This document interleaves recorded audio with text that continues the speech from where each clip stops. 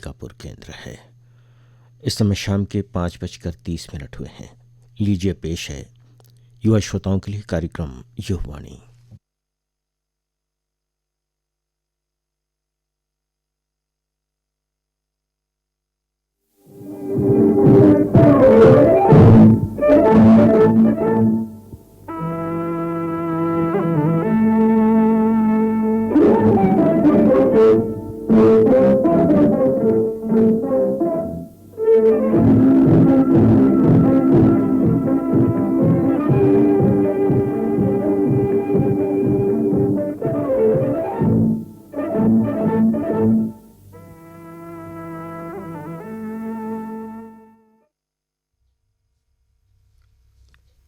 दिव्य है माँ की आँखों का नूर, संकट को माँ करती है दूर। माँ की ये छवि निराली, नवरात्रि में आए आपके घर ढेर सारी खुशहाली। आदर, अभिनंदन, आभार, नमस्कार और स्वागत है दोस्तों आप सभी का आपके अपने कार्यक्रम युवावाणी में, जिसे लेकर आई हूँ मैं आपकी दोस्त राधिका। सर्वप्रथम दोस्तों आप सभी को नवरात्रि आगमन एवं विश्व ग्रामीण महिला दिवस की ढेर सारी शुभकामनाएं। दोस्तों, महिलाएं साधारणतः प्रत्येक समाज का एक महत्वपूर्ण अंग हैं, जिसकी संख्या लगभग पुरुषों के समान ही होती है। जहाँ तक भारतीय समाज का प्रश्न है, स्त्रियों की स्थिति प्राचीन काल में काफ़ी उच्च रही है। उन्हें देवी की तरह पूजा जाता था।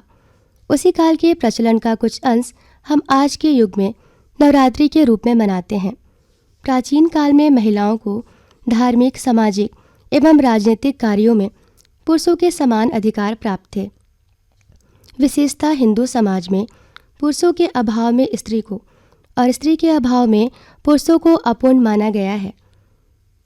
इसी कारण हिंदू समाज में स्त्री को पुरुषों की अर्धांगिनी कहा गया है। दोस्तों, किंतु धीरे धीरे स्मृति काल, धर्मकाल तथा मध्यकाल में महिलाओं के अधिकार छीनते गए और पुरुषों की तुलना में इनकी स्थिति में गिरावट आती गई। इन्हें परतंत्र, निस्सहाय और निर्बल मान लिया गया। सती प्रथा, बाल विवाह, महिलाओं के प्रति अत्याचार, अशिक्षा, भ्रूण हत्या आदि अन्य कई तरह की समस्याएं महिलाओं को भुगतनी पड़ी। दोस्तों, इसके बावजूद आज यानी आधुनिक युग में कई सारी महिलाएं अपनी स्थिति में सुधार कर कई ऊंचे मुकाम हासिल कर रही हैं। इसके लिए भारतीय राजनीतिक, सामाजिक जागृति तथा हमारे भारत के शिक्षित वर्ग का बहुत अधिक योगदान रहा है। किंतु भारतीय समाज की नारी की स्थिति को बखूबी बयां करती निर्मला पुतुल की ये पंक्तियाँ पूरे समाज की व्यवस्था पर एक प्रश्न चिन्ह खड़ा करती है। धरती के इस छोर से उस छोर तक मुट्ठी भर सवाल लिए मैं, दौड़ती, हाफती, भागती, तलाश रही हूँ सदियों से निरंतर अपनी ज़मीन, अपना घर, अपने होने का अर्थ। दोस्तों, भले ही आज हम यह कहकर अपनी पीठ थपथपा लें कि आज़ादी के 75 सालों में हमारी महिलाएं चांद पर पहुंच गई हैं, फाइटर प्लेन उड़ा रही हैं, ओलंपिक में पदक जीत रही हैं, बड़ी बड़ी कंपनियां चला रही हैं या राष्ट्रपति बनकर देश की बागडोर संभाल रही हैं, लेकिन व्यावहारिक तौर पर देखें तो यह संख्या महिलाओं की आबादी का अंश मात्र ही है। हमारे समाज की महिलाओं का एक बड़ा तबका आज भी सामाजिक बंधनों की बेड़ियों से पूरी तरह जकड़ा हुआ है। उनका अपना स्वतंत्र अस्तित्व नहीं है, या यूँ कहें कि हमारा पितृसत्तात्मक समाज उन्हें जन्म से ही ऐसे साँचे में ढालने लगता है कि वे अपने अस्तित्व को बचाए रखने के लिए पुरुषों का सहारा ढूंढती हैं। वहीं ये भी सत्य है कि जब जब कोई स्त्री अपनी उपस्थिति दर्ज करना चाहती है, तब तब ना जाने कितने रीति रिवाजों, परंपराओं, पौराणिक आख्यानों की दुहाई देकर उसे गुमनाम जीवन जीने पर विवश कर दिया जाता है। अंत में मैं यही कहना चाहूँगी दोस्तों कि आज़ादी के बाद से अब तक भारत में महिलाओं ने विभिन्न क्षेत्रों में एक लंबा रास्ता तय किया है, परंतु अभी भी महिलाएं मंजिल से मीलों दूर हैं।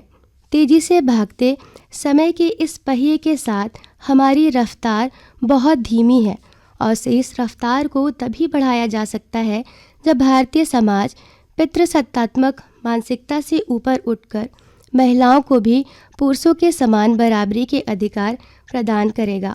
हालांकि हमारे संविधान में स्त्री और पुरुष को समान अधिकार दिए गए हैं, लेकिन यहाँ का समाज अपने नियमों के अनुसार महिलाओं को संचालित करता है, जिसमें बदलाव की सख्त ज़रूरत है। साथ ही इस बात पर भी गौर किया जाना चाहिए कि हमें नारी शक्ति का उद्धारक नहीं वरन उसका सहायक बनना है। भारतीय महिलाएं भी संसार की अन्य महिलाओं की तरह अपनी समस्याओं को सुलझाने की क्षमता रखती हैं। आवश्यकता बस इतनी है कि उन्हें उपयुक्त अवसर प्रदान किए जाएं, उनका वस्तुकरण करने की बजाय उन्हें मनुष्य समझा जाए। बेहतरीन कवित्री निर्मला पुतुल ने स्त्रियों को गहराई से समझने के लिए गुजारिश करते हुए ये लिखा है। तन के भूगोल से परे एक स्त्री के मन की गांठ को खोलकर कभी पढ़ा है तुमने? उसके भीतर का खौलता इतिहास क्या कभी पढ़ा है तुमने? अगर नहीं तो फिर क्या जानते हो तुम रसोई और बिस्तर के गणित से परे एक स्त्री के बारे में? इसी पंक्ति के साथ आज की यह चर्चा बस यहीं तक। दोस्तों, अब आइए सुनते हैं ये गीत जिसे हमने लिया है फिल्म हाईवे से। आवाज़ें हैं A.R. रहमान, ज्योति नूरन और सुल्तान नूरन के।